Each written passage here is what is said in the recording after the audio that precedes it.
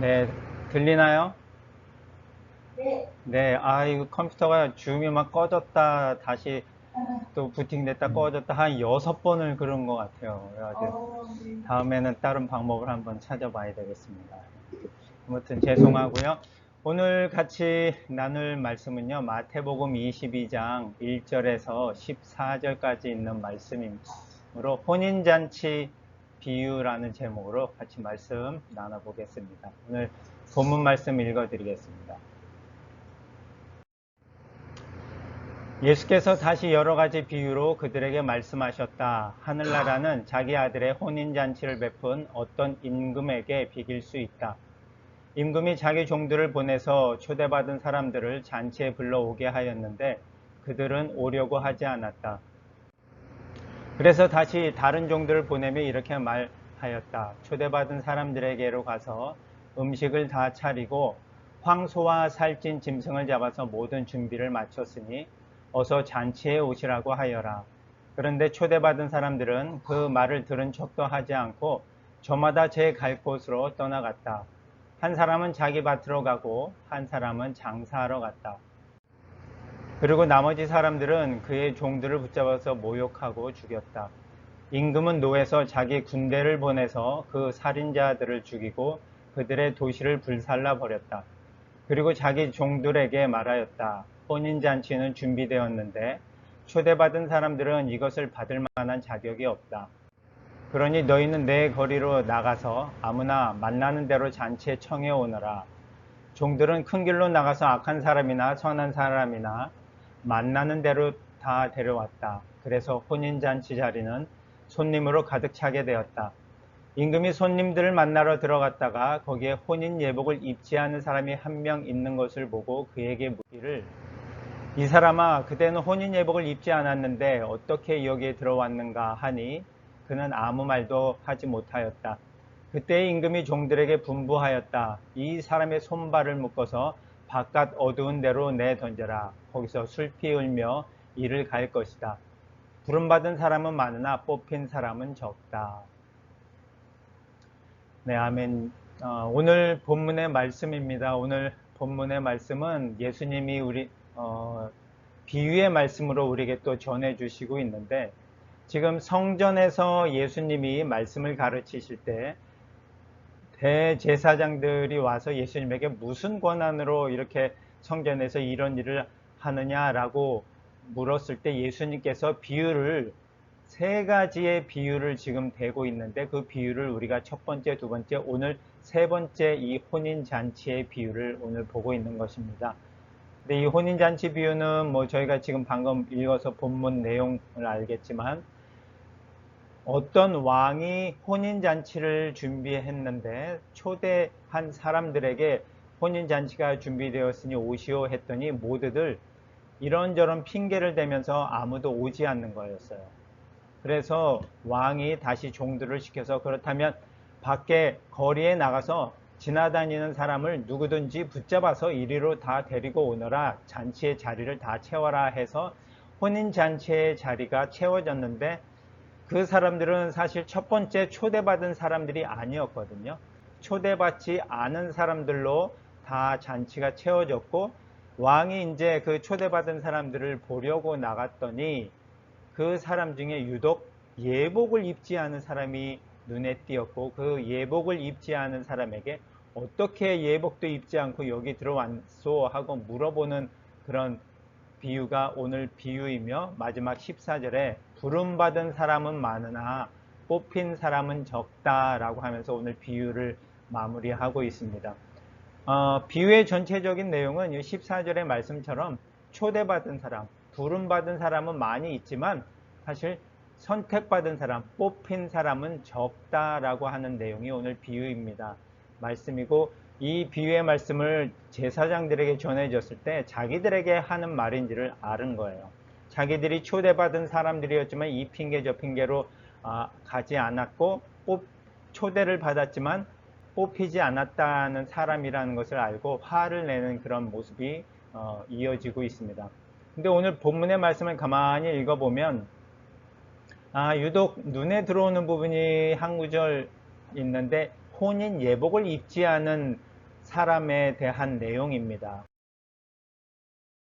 1절과 12절에 보니까 임금이 손님을 만나러 갔다가 혼인 예복을 입지 않은 사람이 한 명 있는 것을 보고 그에게 묻기를 이 사람아 그대는 혼인 예복을 입지 않았는데 어떻게 여기에 들어왔는가 라고 하는 그 11절과 12절이 좀 눈에 들어옵니다. 저희도 뭐 결혼 예식이나 이런 데 참여하려면 나름 다들 옷을 차려입고 예복의 수준은 아니지만 그래도 잘 차려입고 가려고 하는 그런 모습들을 지금도 우리가 갖고 있듯이 이 비유의 말씀 가운데서도 그런 예식에 참여하기 위해서는 그런 혼인 예복을 입어야 하는 그런 관습들이 있는 걸로 보입니다. 그런데 문제는 이 혼인 예복에 참석한 사람들이 초대를 받은 사람들이 아니라는 거거든요. 초대받은 사람들이면 언제 혼인 잔치가 있으니까 예복을 준비해서 잘 입고 가야지 라고 준비를 할 텐데 오늘 초대받은 이 사람들은 누구냐면 그냥 길거리에 지나가다가 종들이 와서 우리 혼인 잔치가 있으니까 좀 빨리 와서 참석해 주시오 하면서 강권해 가지고 막 불러서 끌고 와서 자리에 앉힌 사람들이었기 때문에 예복을 입었다라고 하기에는 진짜 말이 안 되는 거거든요. 예복을 준비했던 사람이 전혀 없다라고 우리가 볼 수 있는데, 근데 11절에서 보면은 왕은, 임금은 그 손님들이 예복을 입었을 거라는 것을 전제로 하고 있는 것을 봅니다. 그래서 그런 부분을 봤을 때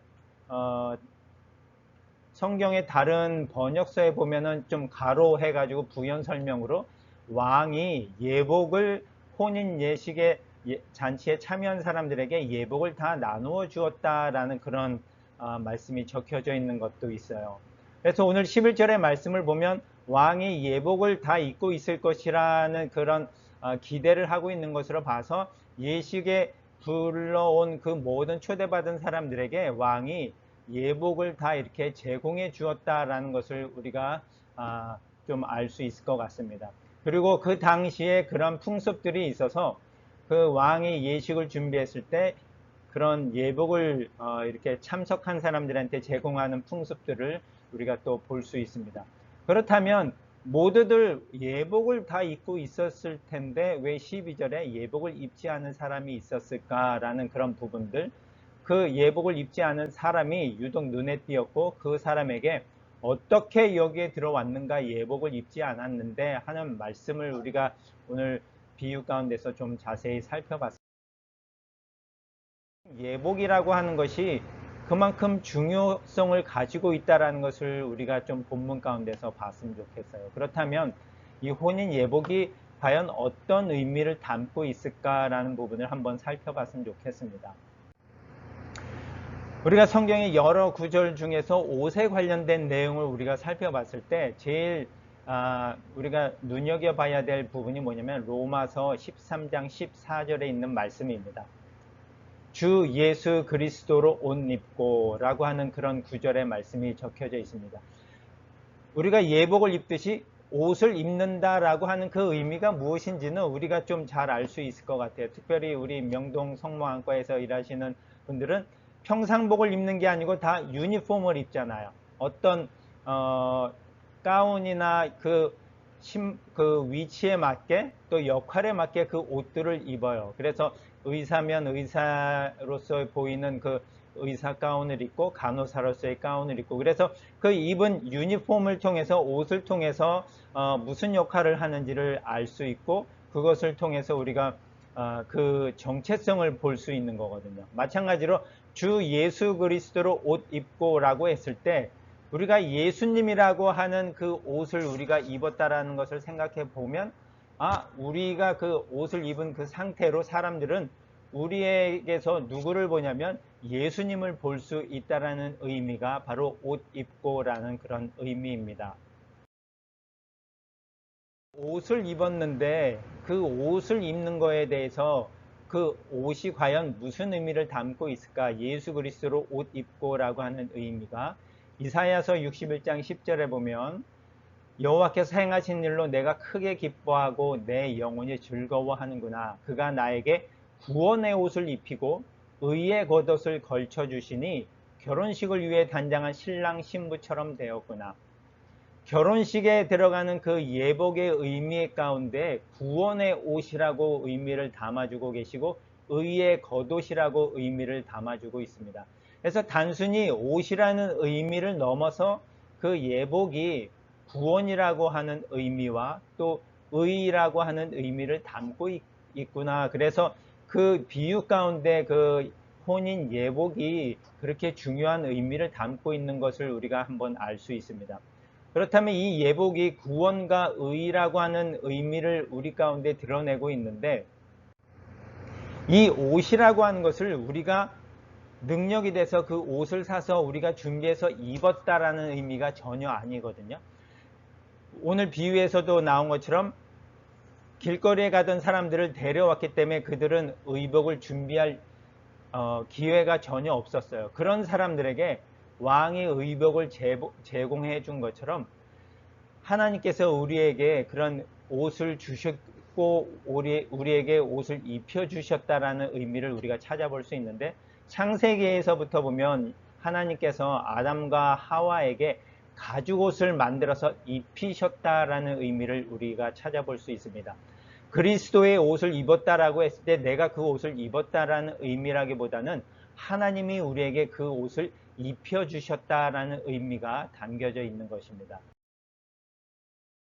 61장 아까 좀 전에도 읽었지만 구원의 옷을 입히시고 그 다음에 의의 겉옷을 걸쳐주셨다라는 의미 가운데는 우리의 노력이나 행위나 어떤 것을 통해서 우리가 그 옷을 입었다라는 것이 아니라 왕의 의복을 제공해 준 것처럼 하나님이 우리에게 그러한 옷을 입혀 주셨고 우리로 하여금 걸치게 해 주셨다라고 하는 의미를 담고 있는데, 이 의미는 뭐냐면 바로 하나님께서 우리에게 주시는 은혜라고 하는 모습을 담고 있습니다.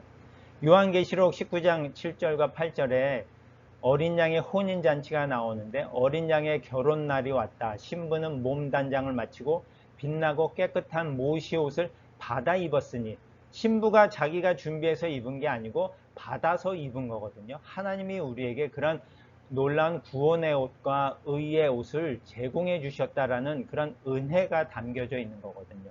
이 모시 옷은 성도들의 또 의로운 행위다라고 말씀하고 있는데, 이것은 바로 하나님께서 우리에게 은혜로 그런 구원과 의를 우리에게 더하여 주셔서 그리스도의 이름으로 우리에게 옷을 입혀 주셨다라고 하는 그런 은혜가 담겨져 있는 말씀입니다.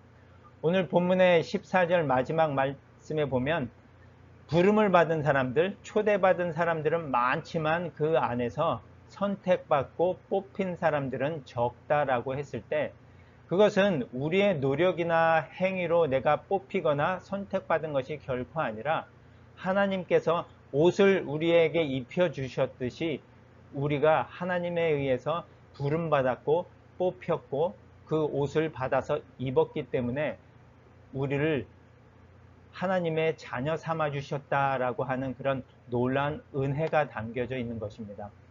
우리가 어떤 좋은 일에 뽑힌다라고 했을 때 그 뽑힌다라는 의미를 사실 되게 좋아하고 내가 뽑혔네 라고 하는 그런 의미를 담고 있잖아요. 그런데 누구에게 뽑힌 것이 아니라 우리는 하나님에게 뽑혔다라는 거거든요. 하나님에게 선택을 받았다라는 그 놀라운 의미가 있는데, 그것이 바로 하나님이 우리에게 주시는 은혜입니다. 우리가 무엇을 해서 뽑힌 게 아니라 우리가 죄가 많고 진짜 우리가 하나님 앞에 감히 설 수도 없는 존재인데도 하나님이 우리를 부르시고 우리를 뽑아주셔서 옷을 입혀주신 거예요. 그리스도라고 하는 은혜의 옷을 우리에게 입혀주셔서 하나님 앞에 감히 담대히 나가 설 수 있는 존재로 하나님이 만들어주셨다는 겁니다. 그런 우리의 정체성, 우리의 또 모습을 우리가 생각한다면 하나님 앞에 늘 감사하고 내가 그런 은혜를 입고 살아갑니다 라고 하는 그런 고백을 늘 하면서 살아가는 저와 여러분이 다 되었으면 좋겠습니다. 기도하시겠습니다. 하나님 아버지, 비유의 말씀 가운데 초대받은 사람들은 많지만 선택받은 뽑힌 사람들은 적다라고 하는 말씀 가운데 우리를 감히 하나님 불러주시고 그 가운데서 우리를 뽑아주시고 선택해 주신 은혜를 감사드립니다. 그러한 우리에게 준비가 전혀 되어 있지 않은 우리에게 신랑의 신부의 그 예식의 예복을 입혀주시고 주신 것처럼 우리를 그리스도 예수의 놀라운 은혜로 우리의 모든 죄를 깨끗이 씻어주시고 우리를 하나님 앞에 담대히 설 수 있는 존재로 만들어주신 은혜를 감사드립니다. 그러한 은혜를 받은 존재로 생각하고 여기며 감사하며 날마다 고백하며 살아가는 저희들 모두가 될 수 있도록 하나님 복의 복을 더하여 주시옵소서. 감사하고 예수님의 이름으로 기도드립니다. 아멘. 네, 감사합니다.